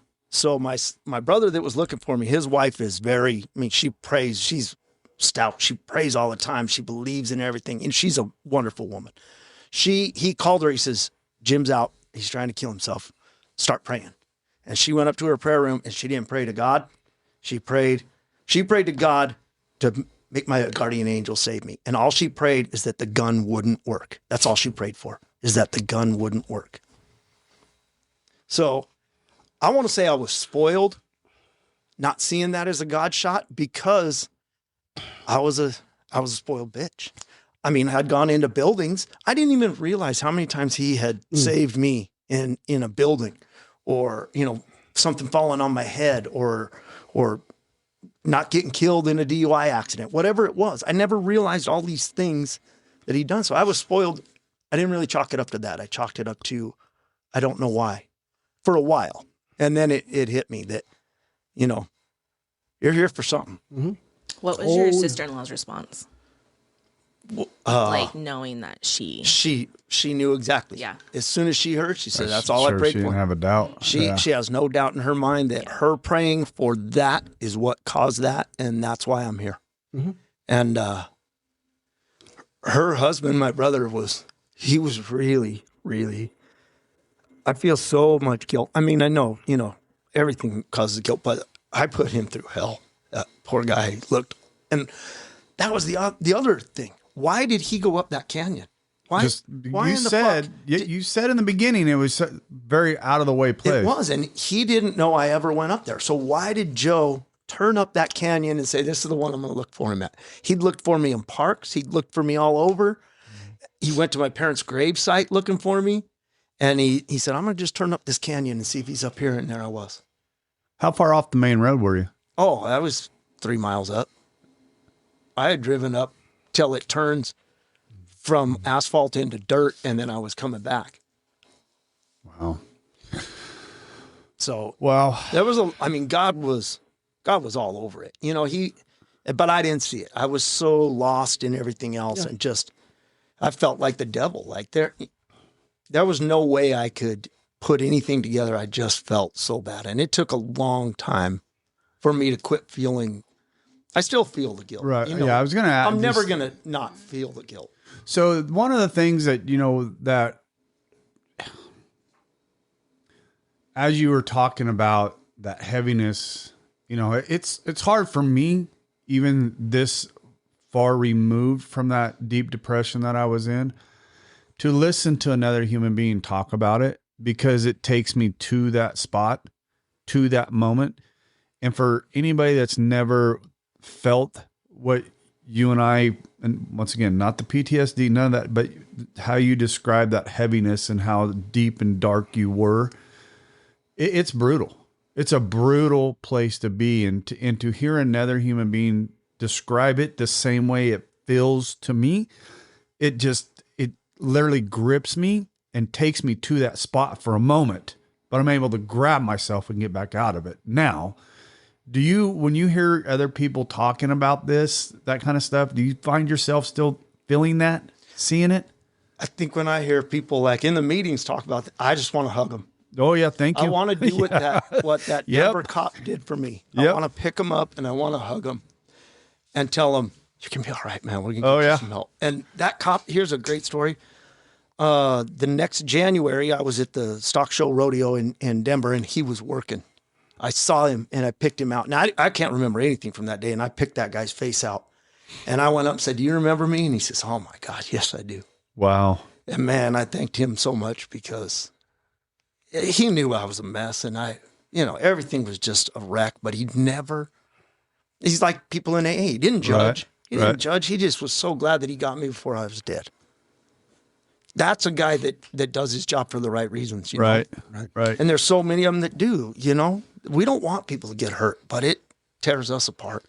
Do you see anybody from your old houses? And Yeah, there's a core group of guys that I still talk to, quite a few of them that from my house, the latest one. A lot of guys I've fallen off, you know, and it happens. When guys Right. retire, you disappear. Life happens. And I'd been around 33 years. I mean, there was guys coming on the job that I had no idea who they were. So they'd never met me. So when they hear, you know, Chief Hart's gone, they're like, who in the hell's that? Right. I don't even know that guy. Right. You know, they never worked with me.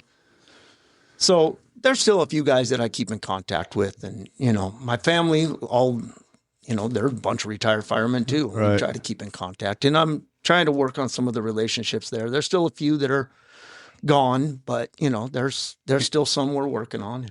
Any family in the houses? Any of the firehouses? Any of your family in your old firehouses? My nephew is at one of my old firehouses. My brother's son. But you know, it wasn't the one I was at when I went down. Right. When I went downhill, I was at Station 15, and they watched it. We were so close. They knew something was going on those last 5-6 months. They didn't know what. Yeah. And that was the bomb. That was the things I was Right. hiding. I was hiding from them. And, you know, I came in late. I was cold, or my ex is out of town for work. I have to call in sick. Well, yeah, I did have to call in sick because I've been out drunk for 4 days and supposed to come back to work because she was out of town. So I had to call in sick. But they knew something was up. They didn't know what. And I wasn't showing up to work drunk. So it was hard to put a finger on, I think. I've never been. Shut up! I know where this is going. I'm lost for words. Really, I'm trying Shut to the bring. fuck up, dude. You are not. Because that honestly, Jim, I've spent the last 2 days with you. We've spoken a lot about, and I honestly didn't see that story going that direction. I didn't. I don't know why. I just didn't see that story going that way. And I told you this the other day when we were going up there. Sometimes it's better not to know the whole story. That's why, Jim, I don't like any.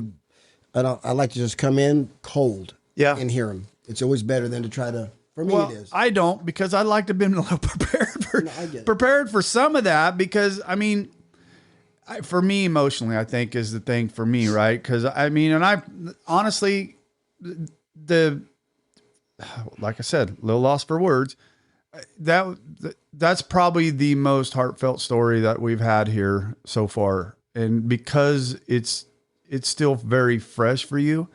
I mean, Kim and Mike Stillman's was that was a rough one to listen to and to go through. What part of that? Because I thought about that story when we were listening to Jim. What part of Mike's story is identical to his? The friend that got on the plane. Yeah, right. I was thinking the same thing when he was. What about that friend? You still? Oh yeah, and actually, when I got to Shatterproof, my ex called and she said, "Look, I need 30 days. I need you to be there. I don't want to have phone calls. I don't want to hear from you. I don't want nothing." So I listed that guy as my emergency contact. Okay, and he was getting calls from the psychologist. Now, my ex said that, but she was still checking in. She didn't want me to know she was checking in because she didn't want me to think she gave a shit. She really did. So, she was checking in. But that buddy he was there. And he was going to fly back to Florida to fly me home because he was scared of the same thing. And I told him, that's when I told him, all right, hold on, man. I'm coming home. There's a liquor store on every corner. If I decide I want to drink, I'm going to go drink. You are not stopping me just by getting on it. Why would you spend $600 round trip to stop me for 2 hours if I want? I'm not doing that. And I can't say forever, but I will tell you it's not happening today. It's not happening tomorrow. And so he stayed home and he picked me up at the airport, but he's an awesome guy. Awesome. And you guys stay pretty close now. We're still really close. And you have probably one of the most serene jobs a human being could have. Oh, yeah.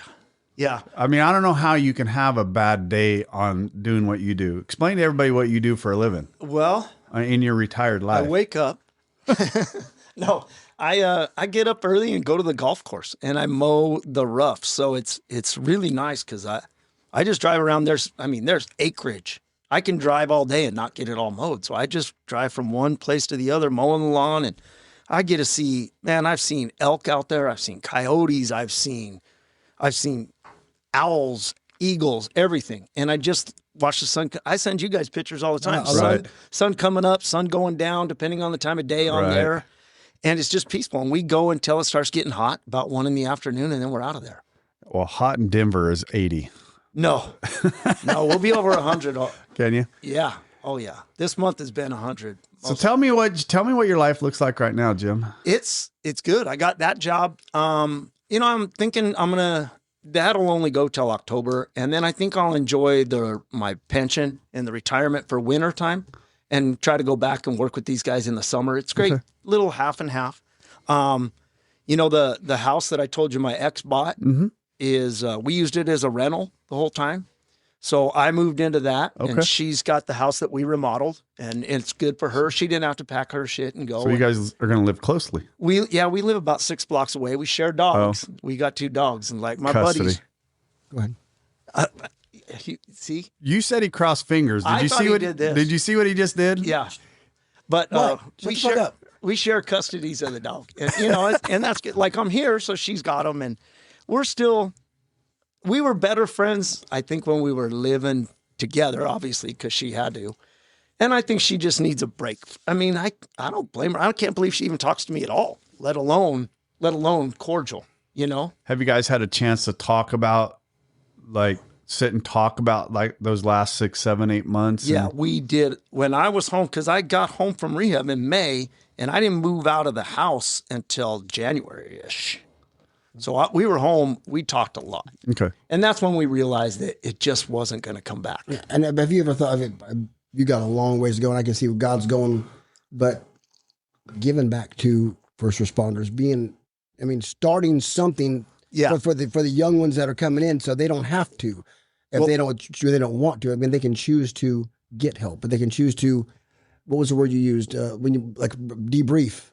And I think we touched on that, but I didn't get back to it. Right. So there's supposed to be a topic. When I go home, no, we brought it up already. No, it was somebody asked me, but I didn't finish. It was in September. When I go back, I'm supposed to go speak at for Denver for anybody that wants to come here to talk to some of those guys. However, that's where the rub is with the city of Denver. They would have never invite me back. The union is inviting me back because they can do it. They're a union. But the city of Denver would never invite me back because they let me go. And then the same thing with other departments. If they would ask me, I'd come speak because we can't bury this shit. You have got to not bury this shit. And burying it with booze is just a mess. Have you worked through the union for that? The union would be strong for that. No, well, they're trying to get me to come talk to their guys, but when I disappeared, they knew their hands were tied. There was nothing. No. What I don't care about any of that. What I mean is going to come. The union ought to be wanting you to come in and talk. Do. Yeah, I'm sure they do. They're the people that have asked me. Right. Yeah, and I'd like to go talk and let people know that apparently burying PTSD and emotional trauma with booze is not the way to go. God bless it. Now I just found that out. Who would have guessed it? Yeah, who'd have known? Damn it. You raised your hand a minute ago. Did you ask your question? That wasn't a question. I'll say it off air, is what I'm going to say. Oh, okay. It's going to be on air. Oh. Well, Jim? And it's not a question, it's a premonition, and I'm right about it. Is a premonition that you're already right about? Already right. I have a question. Yeah. How's your relationship with your children's mom and your children at now? Oh, I'm glad you Where brought are you that guys up. at? So when I was in rehab, I asked my sons, my spouse, my ex wrote me an impact letter, and it was, man, brutal. Of all the shit I'd done. So I asked my sons to do it. And now one of them, the younger one, we're so tight. He's like, Dad, I never saw a problem. Well, bullshit. But he just doesn't want to admit it. And I tried to talk to him about it. The older one said, all right. And he wrote a letter, and it was rough. It was really rough because I thought all the years my alcoholism was only affecting me. We only hurt ourselves. Come on. Yeah, I was only hurting myself. And man, the damage I did to that poor kid, that's why we were talking about college. That's why when he went away, he was gone. I wanted to be away from you because of the way I was. But now they're like, I asked them if I could use their names coming on here. They're so happy. They're like, Dad, you're doing great. We're proud of you. So it's really better. And my granddaughter's been born since I've been home. And I got to babysit her on New Year's Eve. And then, like I sent these guys a picture 2 weeks ago. I got a babysitter for like 3 hours. We were playing, and it's different. It's making me value one things. drink away, baby. One drink away from losing all that shit. And, or one bullet away in your case. Yeah, one bullet away. I gave a buddy of mine 6 rounds from the same ammunition, and he's a reloader and stuff. I said, shoot all these and make sure they all work. And he did, and then he rebuilt me one that's dimpled that looks like the round. But and I have that. It's in with my AA chips. Good. But just to remind me, that's like these tattoos on my arm. They're all reminders. I'm like him. I need to remember that I just need to calm down sometimes. Right. And I don't have enough arm. I don't have enough. I'm short, so I don't have long enough arms to get the tattoos I want. So I got my tattoos on something else. Oh, good God. Well, Good you can grief. go around your. No, you can't go around your bicep. But yeah, my relationship is sorry a lot about that. better. Larry, sorry about that. The comment I've been told to shut up about that. I keep telling everybody, That's why we I have a lady in here. You I guys wanna hear behave. This is Mary. Recovery Unfiltered podcast. But We're not what gonna she has start done, filtering. from her, what she has done with law enforcement, she's seen in her. Oh, yeah. She's amazing, and they're having a great story too. And Dad never talked about it. My dad came home. He never told That was us. that generation. You don't talk about it anymore. No, and so Your generation was the same year. He never told me anything about World War II, so I just thought that's what we did. Is we just buried shit. And I'm not blaming him. It just he didn't have time. He had 12 kids. Who has time to sit around and cry about the shit that went wrong? You don't. Fuck, I had 2 and I didn't have time to do shit. Yeah. Well, of course, they were girls, but. Well, that's triple. He had 4 girls. Hey, you did. So he did say about taking the booze and the condoms to your sons. Oh, yeah, that was bad. Oh, now his mom's going to know, Marla's going to know, but I could cut it if you don't want it, but it was freaking funny. It when was you told a long time ago, so it'd be all right. When my son moved into college, I went out there and moved him in. And so, he's a freshman in college. What are you going to do? You're going to drink and you're going to sleep around. So I took him a 12-pack or a case of beer and a box of condoms to his dorm room the day I moved him in. And he looked at me like I was Beelzebub himself. He's like, get that shit out of my room and go. And I said, but what if, Dad, go. He kicked me out of his room. So I had to drive back from Kansas City. So How much of that booze did you drink on the way back? It didn't make it home. it didn't make it home. That's funny. And I have balloons all over the back seat. Well, Jim, I appreciate you coming, man. That's powerful. That's some powerful stuff. And I'm so glad you reached out to Rob and I. See, I didn't say me.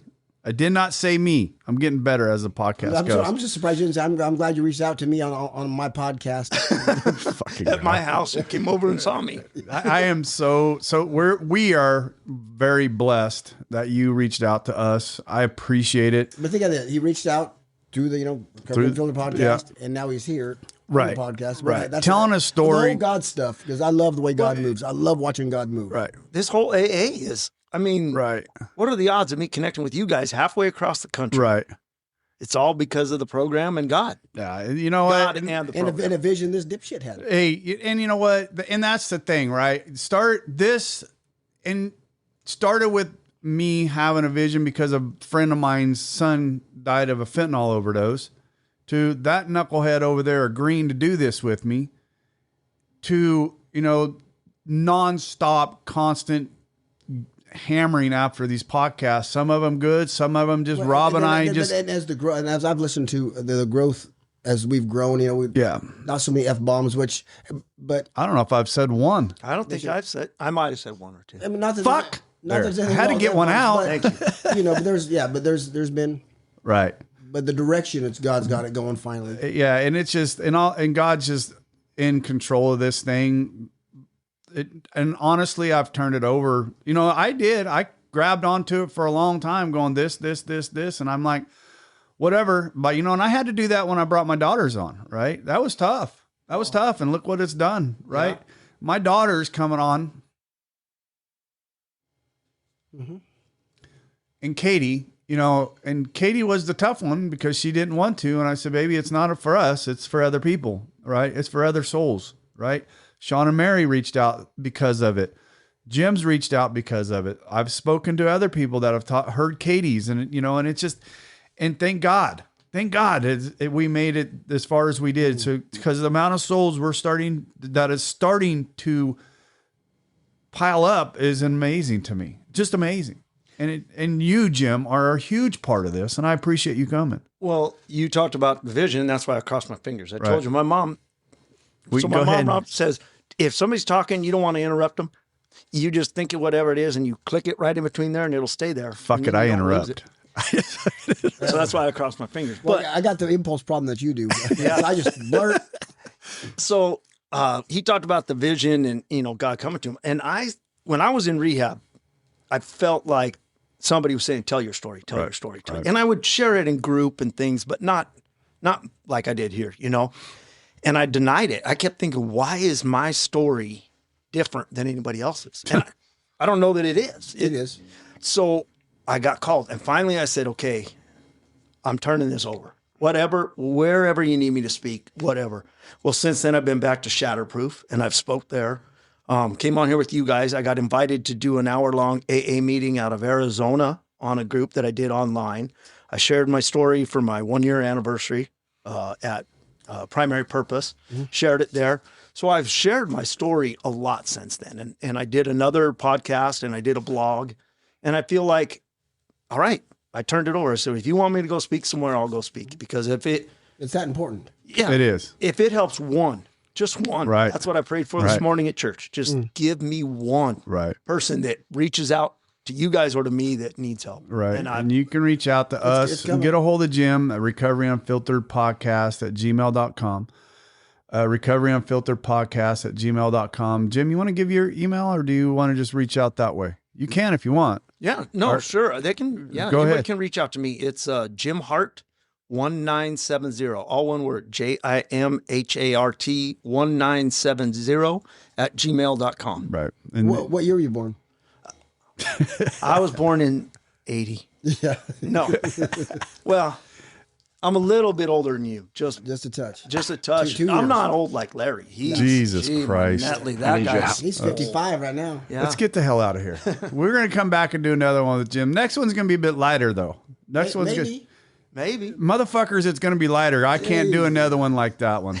I can't. That was good. That was a good one. right, God thanks, guys. bless it. Thank you. Thank you for again. joining us today. We hope you learned something today that will help you. If you did not, come back next week and we'll try again. If you like what we heard, give us a 5-star review. If you don't like what you heard, kiss my... You can't say that, can you? Anyway, if you don't like what you heard, go ahead and tell us that too. We'll see what we can improve. We probably won't change nothing, but do it anyway. Hey, thanks, Rob. Come back next week and hopefully something will be different and something will sink in. Take This has care. been Recovery Unfiltered.